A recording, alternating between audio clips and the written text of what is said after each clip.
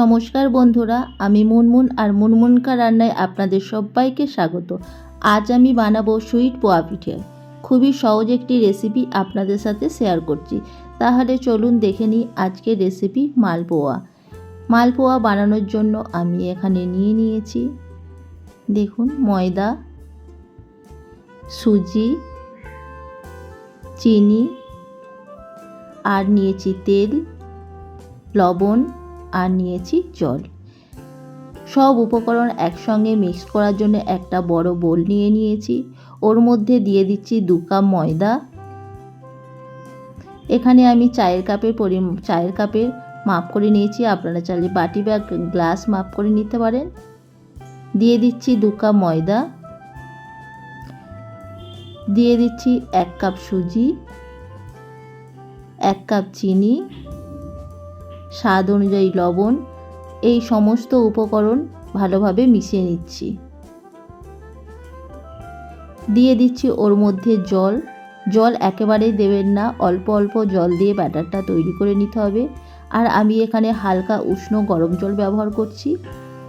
দিয়ে ভালোভাবে মিশিয়ে নিচ্ছি। এই মিশ্রণটা খুব ভালোভাবে ফেটাতে হবে।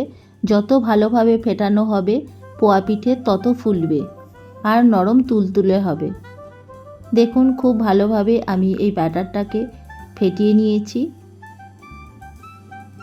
একটু সময় ধরে ফেটিয়ে নেবেন। যদি আপনাদের হাতে সময় না থাকে তাহলে মিক্সিং বলে মিক্সড করে নিতে পারেন। ঢেকে রেখে দিচ্ছি 15 মিনিটের জন্য। 15 মিনিট পর ঢাকা খুলে দেখছি, দেখুন আরও একবার ভালোভাবে মিশিয়ে নিচ্ছি। খুব ভালোভাবে এই মিশ্রণটাকে ফেটিয়ে নিতে হবে। খুব ভালোভাবে আমি এটা ফেটিয়ে নিয়েছি। গ্যাসে আমি বেশ কিছুটা পরিমাণে তেল আমি গরম করতে দিয়ে দিয়েছি। এখানে আমি সাদা তেল ব্যবহার করছি। তেলটা খুব ভালোভাবে গরম হয়ে গেলে দেখুন এই রকম একটা হাতার সাহায্যে 1 হাতা করে আমি দিয়ে দেব। দেখুন ব্যাটারটা আমার এই রকম হয়েছে, খুব পাতলা না আবার খুব কিন্তু ঘন না। খুব ভালোভাবে তেল গরম হয়ে গেলে ওর মধ্যে দিয়ে দিচ্ছি 1 হাতা ব্যাটার। আমি 2টো করে করছি, আপনারা চাইলে একটা করেও করতে পারেন। দেখুন পোয়া পিঠে কিন্তু এমনি ফুলে যাবে। দেখুন দেখতেই পাচ্ছেন আস্তে আস্তে কিন্তু দেখুন লুচির মতো ফুলে উঠেছে।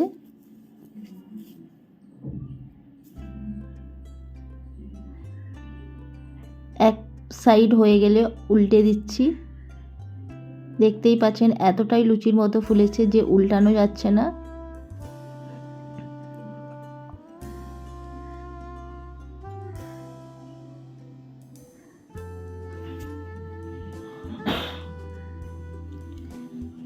ভালোভাবে এপিট ওপিট করে ভেজে নিচ্ছি।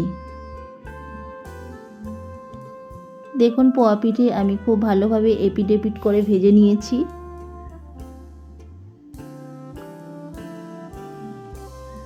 দেখুন লাল লাল করে ভেজে নিয়েছি, এবার তুলে নিচ্ছি।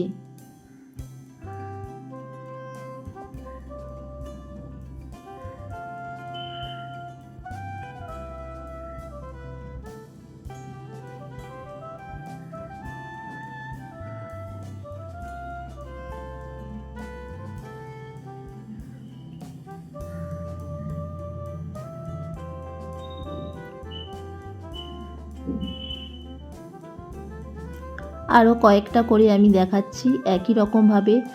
আবারও আমি দিয়ে দিচ্ছি 1 হাতা করে।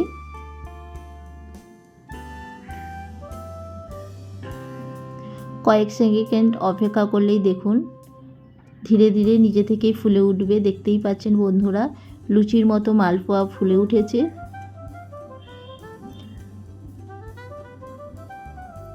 ওর মধ্যে আমি আরও একটা দিয়ে দিচ্ছি।